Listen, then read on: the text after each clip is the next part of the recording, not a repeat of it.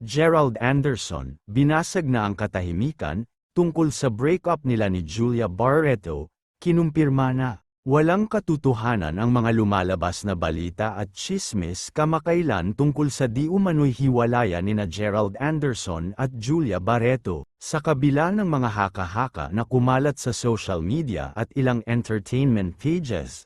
Parehong nanatiling matatag at pribado ang estado ng kanilang relasyon. Sa isang panayam kamakailan sa programa ng ABS-CBN na Magandang Buhay, tahasang sinabi ni Julia Barreto na sanay na sila sa mga tsismis tungkol sa kanilang relasyon. Ani Julia, ang mga ganitong usap-usapan ay kanilang tinitingnan bilang isang compliment o papuri. Ipinaliwanag niya na ito ay dahil sa kakayahan nilang panatilihing tahimik at pribado ang kanilang buhay pag-ibig, isang bagay na hindi madali para sa mga taong nasa mata ng publiko.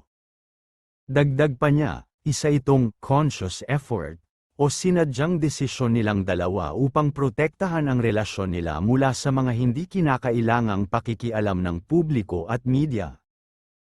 Ayon kay Julia, ang pagpili nilang huwag maging sobrang bukas sa social media o sa mga panayam tungkol sa mga personal na detalye ng kanilang pagsasama ay hindi nangangahulugang may tinatago sila. Sa halip, ito ay isang paraan para panatilihin ang katahimikan at kalusugan ng kanilang relasyon. Samantala, si Gerald Anderson ay nagsalita rin sa isang hiwalay na panayam kung saan nilinaw niya ang ilang mga isyu na hanggang ngayon ay pilit pa ring binabalikan ng ilan.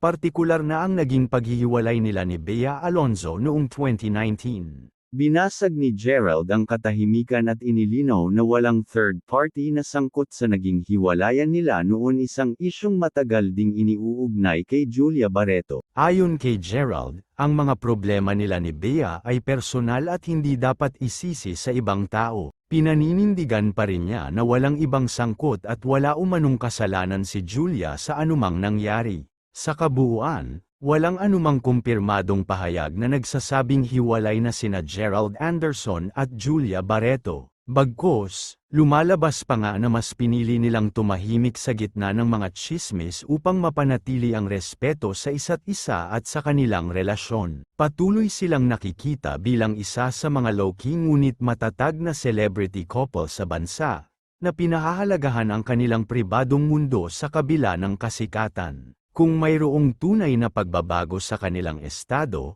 tiyak na manggagaling mismo sa kanila ang kumpirmasyon, at hindi sa mga walang basehang spekulasyon online.